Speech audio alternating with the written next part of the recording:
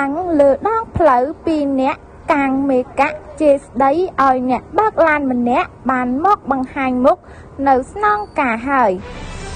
ក្រុមដើរតួជាអង្គរៈដែលធ្វើឲ្យមានការភ័យខ្លាចអ្នកធ្វើដំណើរតាមដងផ្លូវសាធារណៈដែលល្បីក្នុងបណ្ដាញសង្គមបានមកដល់ស្នងការនគរបាលរាជធានីហើយនេះបើតាម Facebook ឧត្តមសេនីយ៍ឯកជួនណារិនអគ្គស្នងការរងនឹងការស្នងការនគរបាលរាជធានីភ្នំពេញនៅព្រឹកថ្ងៃទី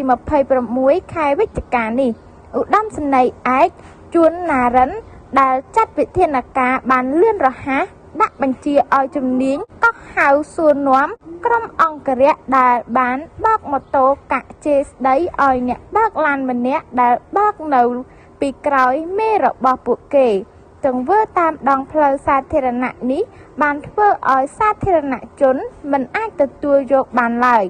ឧត្តមសេនីយ៍ឯកជួនណារិនបានគូបញ្ជាក់បន្ថែមថាបើនៅមានបែបនេះទៀតសូមបញ្ចប់ជាបន្ទាន់ខ្ញុំមិនអនុញ្ញាតឲ្យមានបែបនេះក្នុងសង្គមដែលប្រជាជនយើងស្អប់ខ្ពើមនោះទៀតទេ